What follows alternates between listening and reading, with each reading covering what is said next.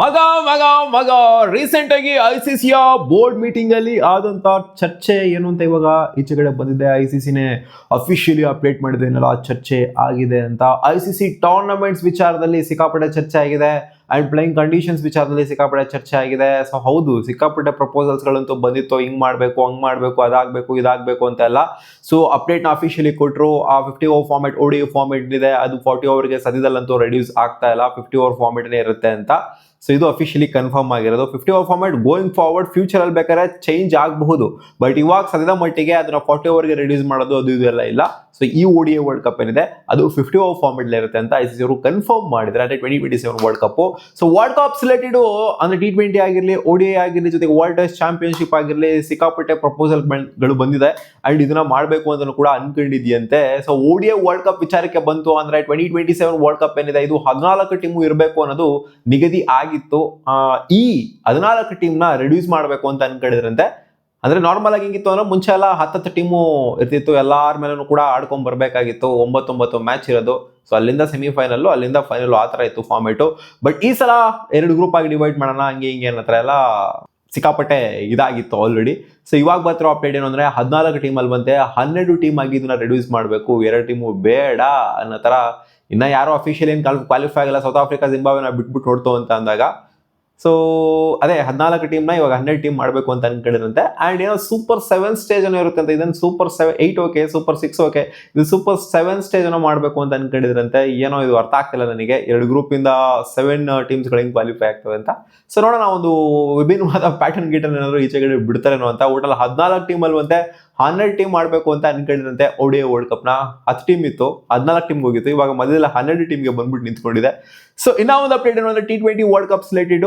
T20 world cups ಅಲ್ಲಿ super 10 stage ನ ತಗೊಂಡ್ಬರ್ಬೇಕು, super 8 stage ಬೇಡ, ಸೂಪರ್ ಇರೋದು 20 ಟೀಮು, ಅದರಿಂದ ಸೂಪರ್ 10 ಸ್ಟೇಜ್ ತಗೊಂಡ್ಬರೋಣ ಅನ್ನೋ ತರ ಇವರು ಅನ್ಕೊಂತ ಇದಾರಂತೆ. ಇನ್ನ 2028 ಅಲ್ಲಿ ಇರೋದು ಸಿಕ್ಕಾಪಟ್ಟೆ ಮುಂದೆ ಇದೆ. ನೆಕ್ಸ್ಟ್ ಬರ್ತದೆ ODI ವರ್ಲ್ಡ್ ಕಪ್, ಅದ್ರ ಬಗ್ಗೆ ಯೋಚನೆ ಮಾಡ್ಬೇಕಾಗುತ್ತೆ. ಸೊ 2028 ಬಗ್ಗೆ ಆ ಒಂದು T20 ವರ್ಲ್ಡ್ ಕಪ್ ಬಗ್ಗೆ ಇವಾಗ ಸದ್ಯದಲ್ಲೇ ಯೋಚನೆ ಮಾಡೋದು ಡೌಟು.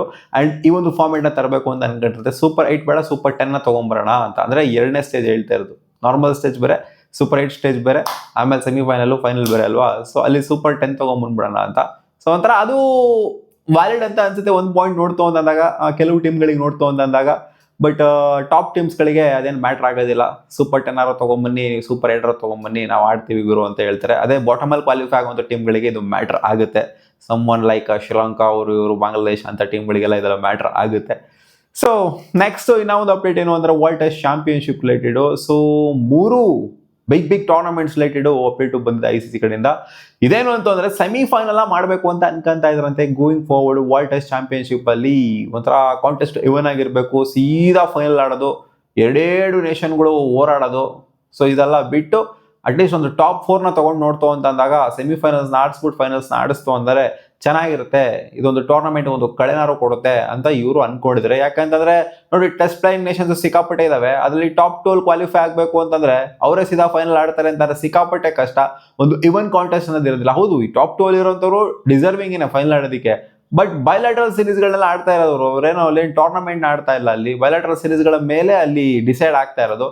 ಸೊ ಅದರಿಂದ ಒಂದು ಟಾಪ್ 4 ನ ತಗೊಂಡು ಅವ್ರವ್ರ ಮಧ್ಯೆ ಆಡಿಸ್ಬಿಟ್ಟು ಸೆಮಿಫೈನಲ್ ಆಡಿಸ್ಬಿಟ್ಟು ಫೈನಲ್ ಆಡಿಸ್ತು ಅಂದ್ರೆ ಸೊ ಅದು ಕೂಡ ಒಂದು ಸೆನ್ಸ್ ಮಾಡುತ್ತೆ. ನನ್ನ ಪ್ರಕಾರ ಸೆಮಿಫೈನಲ್ ಆಗಬೇಕು ಡೈರೆಕ್ಟ್ ಆಗಿ ಫೈನಲ್ಗೆ ಹೋಗೋದಕ್ಕಿಂತ.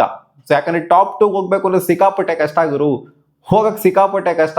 ಎಷ್ಟು ನಂಬರ್ ಆಫ್ ಮ್ಯಾಚಸ್ ಆಡ್ತೀವಿ, ಯಾವ ತರ ಆಗುತ್ತೆ ಮ್ಯಾಚ್ಗಳು, ಎಲ್ಲಾನು ಕೂಡ ಮ್ಯಾಟರ್ ಆಗುತ್ತೆ. ಕೆಲವ್ರು ಜಾಸ್ತಿ ಮ್ಯಾಚ್ ಆಡ್ತಾರೆ, ಕೆಲವ್ರು ಕಮ್ಮಿ ಮ್ಯಾಚ್ ಆಡ್ತಾರೆ. ಸೊ ಒಂಥರ ಅನ್ಇವನ್ ಆಗಿದೆ. ಅದರಿಂದ ಸೆಮಿಫೈನಲ್ ಆಯ್ತು ಅಂದ್ರೆ ನನ್ನ ಪ್ರಕಾರ ಬೆಟರು. ಸೊ ಇದಿಷ್ಟು ಚೇಂಜಸ್ ಮಾಡಬೇಕು ಅಂತ ಅನ್ಕೊಂತಿರೋದು ICC ಟೂರ್ನಮೆಂಟ್ಸ್ಗಳು ಅಂತ ಬಂದಾಗ. And world club championship related ಕೂಡ ಅಪ್ಡೇಟ್ ಬರ್ತಾ ಇದೆ. ಇದನ್ನ ಸೀರಿಯಸ್ ಆಗಿ ಮಾಡಬೇಕು ಅಂತ ಅನ್ಕೊಂಡಿರುತ್ತೆ. 2028 ಇಂದ ಆಚೆಗೆ ಆ ಒಂದು ವಿಂಡೋನ ತಗೊಂಡು ಮಾಡಬೇಕು ಅಂತ. ಫ್ರಾಂಚೈಸ್ ಕ್ರಿಕೆಟಿಗೆ ಸ್ವಲ್ಪ ಒತ್ತು ಕೊಡಬೇಕು. ಫ್ರಾಂಚೈಸ್ ಕ್ರಿಕೆಟ್ ಅಂದ್ರೆ ಒಬ್ಬಿಯಸ್ ಇವಾಗ ಇಂಡಿಯಾದಿಂದ 1-2 ಫ್ರಾಂಚೈಸ್ ಹೋಗೋ ಥರ, ಟಾಪ್ 2 ಫ್ರಾಂಚೈಸ್ ಹೋಗೋ ಥರ, ಬೇರೆ ಕಡೆಯಿಂದ ಎಲ್ಲ ಕಡೆಯಿಂದ ಕೂಡ ಫ್ರಾಂಚೈಸ್ಗಳು ಬರೋ ಥರ. ಅಂದ್ರೆ ಇಂಡಿಯಾದಿಂದ ಮುಂಚೆ 4 ಫ್ರಾಂಚೈಸ್ ಹೋಗ್ತಿತ್ತು, ಪ್ಲೇ ಆಫ್ಸಿಗೆ ಕ್ವಾಲಿಫೈ ಅಂತ 4 ಫ್ರಾಂಚೈಸು. ಬಟ್ ಇವಾಗ ಅದೇ ಚಾಂಪಿಯನ್ಸ್ ಲೀಗ್ ಬಗ್ಗೆ ಮಾತಾಡ್ತೀನಿ. ಇವಾಗ ಬರ್ತಿರೋ ಅಪ್ಡೇಟ್ ಪ್ರಕಾರ 2 ಟೀಮ್ಗಳು ಹೋಗುವಂತ ಸಾಧ್ಯತೆ ಕಾಣಿಸ್ತಾ ಇದೆ. 2028 ಇದು T20 ವರ್ಲ್ಡ್ ಕಪ್ ಆಗಿರಲಿ ಅಂಡ್ ಇದಾಗಿರಲಿ, ಆಮೇಲೆ ವರ್ಲ್ಡ್ ಟೆಸ್ಟ್ ಚಾಂಪಿಯನ್ಶಿಪ್ ಆಗಿರಲಿ, ಇನ್ನ ಸಿಕ್ಕಾಪಟ್ಟೆ ಡಿಲೇ ಇದೆ. 2027 ಬಗ್ಗೆ ಮಾತಾಡ್ತು ಅಂತಂದ್ರೆ 14 ಟೀಮಿಂದ 12 ಟೀಮ್ಗೆ ಇಳಿಸ್ಬೇಕು ಅಂತ ಅನ್ಕೊಂಡಿದ್ರೆ. ಅಂಡ್ ಪ್ಲೇಯಿಂಗ್ ಕಂಡೀಷನ್ ಎಲ್ಲ ಚೇಂಜಸ್ ಮಾಡಬೇಕು ಅಂತ ಅನ್ಕೊಂಡಿದ್ರೆ ಅಂತಂದ್ರೆ ಸೊ ಇದನ್ನ ಒಂಥರ ಗ್ರ್ಯಾಂಡ್ ಮಾಡ್ಬಿಟ್ಟಿದ್ರೆ ಮಾಡಬೇಕು ಅಂತ. ಇದು ಯಾವಾಗಿಂದ ಚಾಲ್ತಿಯಲ್ಲಿ ಬರುತ್ತೆ ಗೊತ್ತಿಲ್ಲ, ಒಟ್ಟಿನಲ್ಲಿ ಇದು ಮಾಡಬೇಕು ಅಂತ ಪಕ್ಕಾ ಫಿಕ್ಸ್ ಆಗಿ ಹೋಗ್ಬಿಟ್ಟಿದ್ರೆ.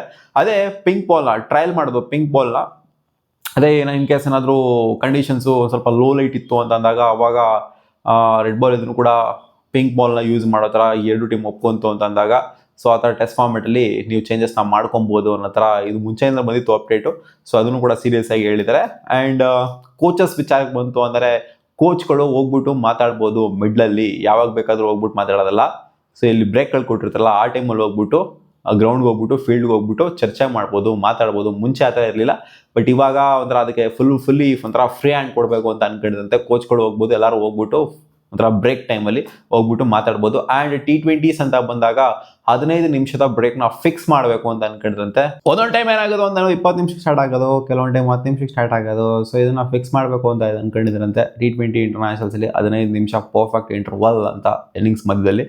ಸೊ ಇನ್ನೂ ಒಂದು ಅಪ್ಡೇಟ್ ಏನು ಅಂತಂದರೆ ಲೆಗ್ ಸೈಡ್ ವೈಡ್ ಟ್ರಯಲ್ಸ್ ನಡೀತಾ ಇತ್ತು, ನಿಮಗೆ ಗೊತ್ತಿರೋದೇ. ಒಂದು ಪಟ್ಟಿನ ಹಾಕ್ತಾ ಇದ್ರು ಲೆಗ್ ಸೈಡ್ ವೈಡ್ ವಿಚಾರಕ್ಕೆ ಬಂತು ಅಂತಂದರೆ.